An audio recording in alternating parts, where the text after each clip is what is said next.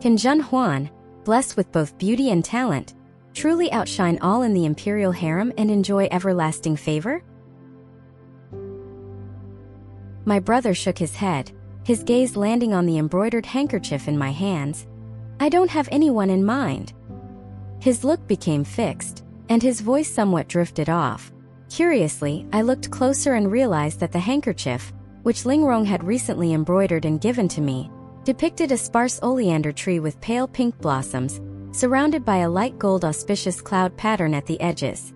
The stitching was as fine and nimble as her usual work. I was startled for a moment, bringing up some memories, and lightly smiled. Brother seems to like oleander flowers. Pointing to a name on the list, Xue Qitao, I said. Miss Xue comes from a noble family and is well educated. I've heard of her even before coming to the palace. What do you think of her, brother? My brother's smile was somewhat distant. Father wants you to choose. What objections could I have? I steadied myself and said, how could you have no preference for your own wife? My brother's silver spoon clinked against his porcelain bowl with a light ding. He said leisurely, what does it matter if I have a preference? I remember you once didn't want to enter the palace as a concubine, and yet here you are, doing well. Whether or not there's a preference, things are already set. To be honest, I don't know any of the women on this list. It doesn't matter who it is. I gasped, almost unable to bear the chill in his words despite the warm room. My gaze shifted, and Jinsi quickly said with a smile, Miss hasn't seen the young master for a long time. There must be a lot of private words to exchange. Let's leave them alone for now. And she led the others out after bowing. Only then did my expression change slightly, and I tossed the handkerchief onto the table, trying to maintain a light tone. Lingrong's embroidery skills have improved. She embroidered a pair of intertwined peach blossoms for the emperor during the summer, which he was very fond of. My brother simply responded with an indifferent, oh, as if not particularly interested, and added, as the daughter of a county magistrate, Lingrong had to overcome many obstacles to get to where she is today. Observing his demeanor, I finally felt somewhat relieved and said, brother, when you spoke earlier, did you mean you already have someone in mind? If so, I can speak to father about it. It shouldn't be a problem. After a brief silence, my brother said, no. He paused before adding, Miss Xue is very good. His voice was a bit deeper. Qitao is a good name, suitable for both home and family. While we were talking, I suddenly noticed a graceful figure pausing outside the window.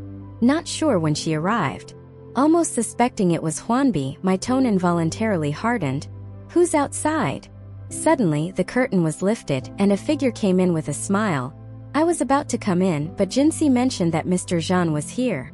I was just going to have someone place down the narcissus and leave, but it seems you've spotted me, she added. It's been a long time since I've seen Mr. Zhen. I hope you're well. My brother hurriedly stood up to greet her before sitting down again.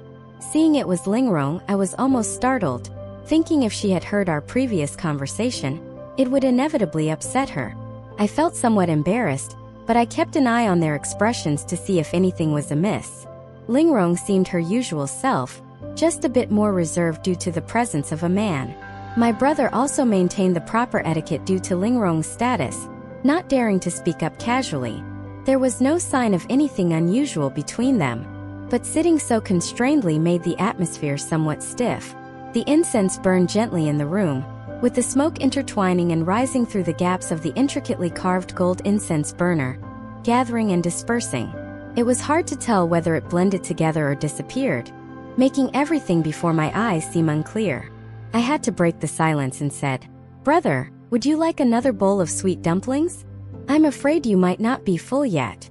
My brother said, no need. My teeth have been somewhat painful today. It's best to avoid sweet foods. Then what medicine are you taking? It's not good to always have a toothache. My brother smiled gently.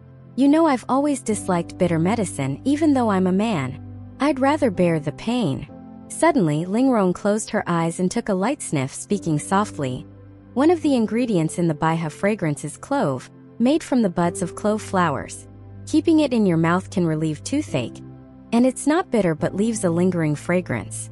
You might want to try it. My brother's gaze swept over her face inadvertently and said, thank you, my lady. Lingrong trembled slightly and smiled. It still feels a bit chilly coming in from outside. After exchanging a few words with my brother, she excused herself. I have some matters to attend to in Lingrong Palace, so I'll take my leave. After she left, I gently stirred the silver spoon in my hand, the firm material touching the soft sweet dumplings almost as if it couldn't withstand any force. I merely smiled. It's good that brother likes Miss Shui. I wonder when the wedding will be.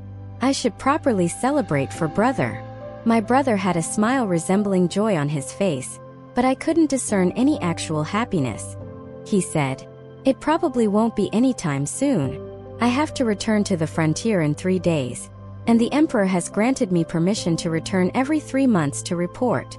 I couldn't continue discussing my brother's marriage and instead said, "The emperor has already spoken to you about this?" Upon hearing this, his previously relaxed gaze sharpened, and he said solemnly, "I obey the emperor's command, ready to face death without hesitation." I nodded. "With these words from you, both the emperor and I can be at ease. Both the Prince of Runan and the Morong family are formidable opponents. You must be cautious. Please don't talk about facing death so lightly, especially not in the first month of the year. Are you trying to upset me on purpose?" My brother affectionately stroked my hair. "Still throwing tantrums like before? You haven't grown up at all." "All right, I promise you, I won't let anything happen to myself." I laughed out loud. "Brother is about to get married, how can I not have grown up?" I sobered up slightly and handed him a scroll of paper. "If anything unexpected happens, send this message out by carrier pigeon immediately, and someone will come to your aid." My brother said gravely, "Understood." Even as family, we had to adhere to palace regulations and couldn't linger for long. I personally escorted my brother to the Chuehua gate, struggling not to cry as my eyes reddened. My brother softly said, "We might see each other again in 3 months. With so many people around, let's not lose our composure." I nodded forcefully. "I can't always be by our parents' side to bring them joy, so please, brother, give them my regards often and remind Yu Yao and Yu Rao to be obedient." My voice choked up and I couldn't continue, so I turned around, not watching my brother's departing figure.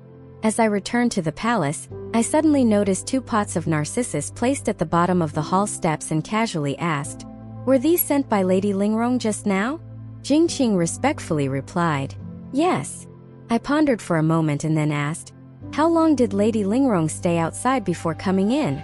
Jingqing answered, "Not very long, my lady." "You asked who was outside shortly after her arrival." Reassured, I still scolded, "This is becoming too much, not reporting such things promptly." Jingqing couldn't hide her grievance. "Lady Lingrong said it wouldn't disturb your reunion with the young master, so she instructed us not to announce her." Seeing my frown, she dared not say more. However, upon closer observation, Lingrong seemed to act as usual, spending time with Xianling and speaking with me, making me wonder if I was being overly suspicious. Time passed smoothly, and after my brother returned to his post, he proposed to the Shui family, and the marriage was gradually arranged. Follow us to avoid getting lost and enjoy endless exciting stories. For more content, please go to the Story Wall homepage to view more exciting novels.